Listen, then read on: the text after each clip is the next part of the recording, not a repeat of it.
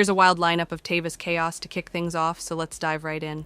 First up, Taylor Swift and Travis Kelce showed up at the Polo Bar dressed so perfectly matched they looked like they'd been styled by fate itself.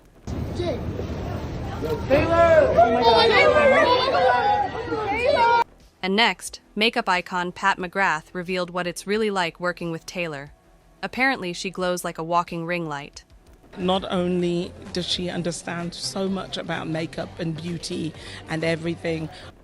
Then things got hilarious when a WWE star admitted he once thought he'd have to fight Travis over an old Taylor joke. At some stage, they're scrolling through their phone and they've seen this idiot Australian has said a really rude thing. So I'm a bit like, man, I'm gonna have to fight Travis Kelce. And then, fashion genius Law Roach chimed in with wedding look predictions that instantly sent fans spiraling. I just know that they both want to look great. Yeah. After that, Alwyn handled the engagement news with quiet dignity. And finally, Miles Teller popped in to cheer for the couple, invite or not. Yeah, just very happy for them. I've known, Trav for a while too, and yeah, I think they're having a blast. That's the point. Taylor Swift and Travis Kelce just turned New York City into their own personal runway again, and honestly, at this point, it feels like they're trolling us with how effortlessly they pull it off. The insiders are already buzzing, fans are losing it, and the Polo Bar probably hasn't recovered from the collective gasp when these two walked in like a perfectly coordinated Pinterest board that somehow came to life. So here's the vibe. It's November 5th, the couple rolls back into Manhattan for a date night at Ralph Lauren's Polo Bar, aka the place where smart attire actually means look expensive or go home. And they absolutely understood the assignment. They stroll out hand in hand, wearing matching black long sleeves, neutral shoes, and wide-leg trousers, like they planned it 2 weeks in advance on a shared Google Doc. Swift switches things up from her recent leather jacket and plaid era and slides into this off-the-shoulder Alaya bodysuit that looks like it was sewn directly onto her. She tucks it under Stella McCartney wide legs like it's no big deal, even though insiders swear she's pulling the same layering trick she pulled at the 2025 Super Bowl. She tops it off with sky-high Jimmy Choo x Gautier heels and a Stella McCartney bag that probably costs more than my car. But we're not here to judge, we're here to admire.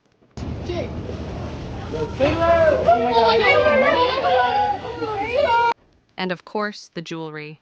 Because Taylor never steps out without sprinkling in enough gold to blind at least 3 paparazzi. The engagement ring, the sentimental pieces, the diamond lock necklace. She's basically a walking, engaged and thriving billboard. But plot twist, Travis finally dips his toe into the accessory game too. His black sweater is accented with a Louis Vuitton chain, and honestly, he's holding his own.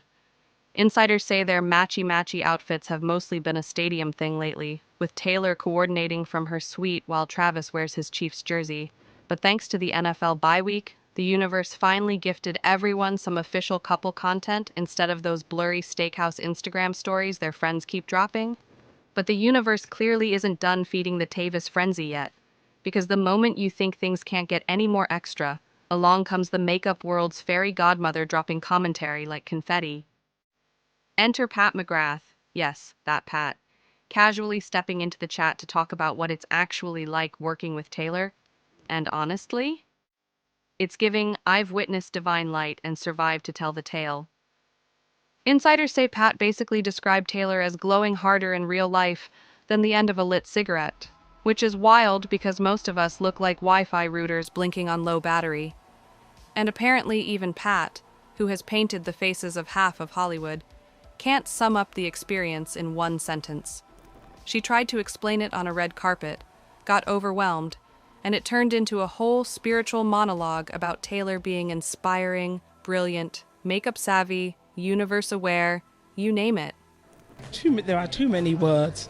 Not only is she inspiring, not only does she understand so much about makeup and beauty and everything, I love the way that she loves her red lips, she loves her lip colors. Pat didn't stop there. She looked back at the time she worked with Taylor on the Bejeweled video, and insiders claim she still talks about it like she's describing a rare astronomical event. She spilled that Taylor was directing, editing, and lighting the whole thing while also serving glam, like some kind of sparkly multitasking demigoddess. The fact that she can not only do the glam, but also direct, also edit, all at the same time, and light, that's something else. Meanwhile, the rest of us take a break after folding one towel. But the real kicker? Pat insists Taylor is shockingly approachable. Like, hang out with the team, chill in the makeup chair, zero diva energy approachable. For someone who could easily float into rooms on a cloud of glitter, she apparently just vibes. Pat practically melted talking about how down-to-earth she is, and you could tell she meant every word. Within Bejeweled, can I say? Very kind. The kindest person, beyond very clever. And speaking of people suddenly realizing they might have made bold life choices, let's talk about the WWE guy who thought he was about to throw hands with Travis Kelce over a spicy Taylor comment he made 2 years ago. Because apparently even wrestlers get the "oh no, I talk trash about a Swiftie-adjacent human fear." So here's the tea. An Australian wrestler, big, loud, as confident as someone who's never Googled NFL tight end height, once cracked a pretty rude joke about Taylor back in 2023 on a WWE show. At the time, he thought he was hilarious. Flash forward, the relationship blew up, fans took screenshots like they were collecting Pokemon, and suddenly he had TikTok moms roasting him into dust. Insiders say he fully admitted that Swifties dragged him so hard, he briefly wondered if he needed witness protection. But he didn't actually panic until he landed at Tight End University, basically NFL Hogwarts, where Travis, George Kittle, and Greg Olsen host a yearly tight end meetup that's 90% sports bonding and 10% grown men doing chaotic party things. Waller shows up with fellow wrestlers Bailey and Sheamus thinking he's just there to vibe. Then he hears Taylor and Travis are also attending the after party, and his brain apparently went, "Welp, this is how I die." He said he kept imagining Travis scrolling through his phone one day, finding that clip, turning around mid-party like, "Is that the guy?" And Waller, in full delusion, told himself he could take Travis in a fight, right up until he saw him in person. According to insiders, the wrestler took one look at Kelce's size and immediately downgraded his chances from, "I got this," to, "If I survive, that's a win." But plot twist, Travis didn't storm over at all. He walked up chill, friendly, chatting like they were old buddies. No tension, no WWE versus NFL cage match, just vibes. Taylor? Even funnier. Waller didn't get a formal intro, but she walked past him. He got out of the way. She thanked him politely, and he decided that counted as a full diplomatic reconciliation. He even seemed shocked that she wasn't surrounded by a moat of security and was just casually hanging out, sipping drinks like she was part of the squad. And speaking of things casually escalating into full-on wedding energy, along comes fashion wizard Law Roach, tossing predictions like flower petals at a rehearsal. This man walks into the CFDA Awards, and suddenly everyone wants to know what Taylor and Travis are wearing to the big day, as if he's already seen the Pinterest board.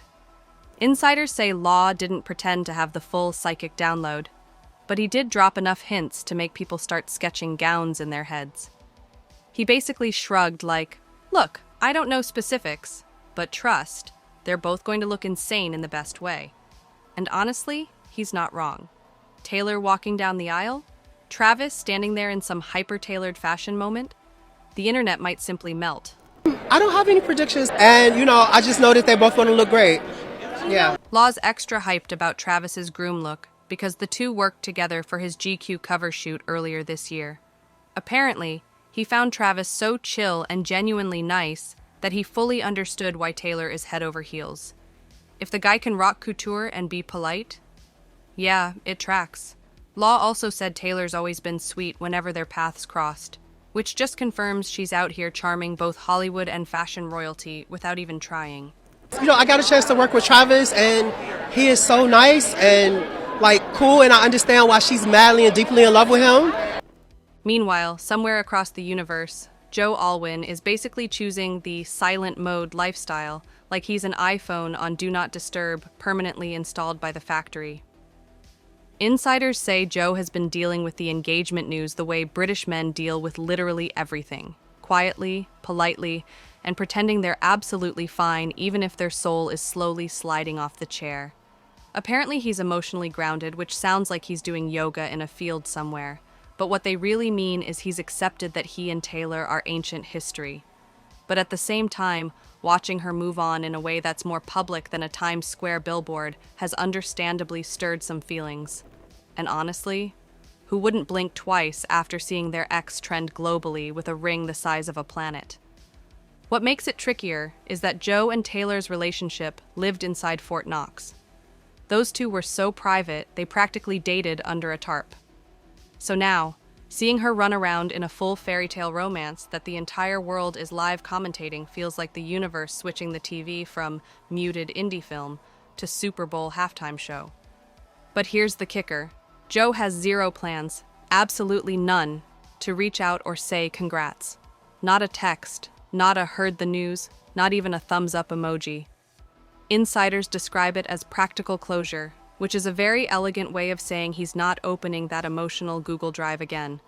He wishes her well, hopes she's happy, and is choosing peace, quiet, and a clean break like he's Marie Kondoing his entire past. Meanwhile, another familiar face just wandered into the Tayvis chat. None other than Miles Teller, who basically popped out at a film festival and went, "Yeah, I love them, but don't ask me for wedding spoilers. I've got nothing."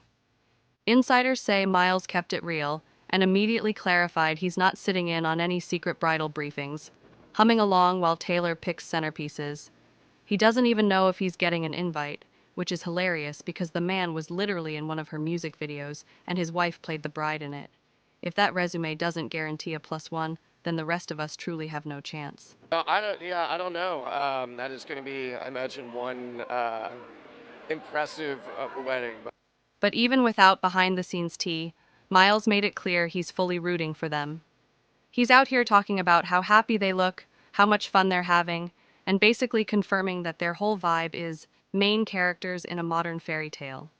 According to insiders, he's been friends with both for years, which makes him one of the rare people who's actually allowed to comment without Swifties forming a digital search party. He also touched on the cultural whiplash of their relationship, how they've somehow blended stadium culture and stadium tours into one unstoppable pop sports supernova.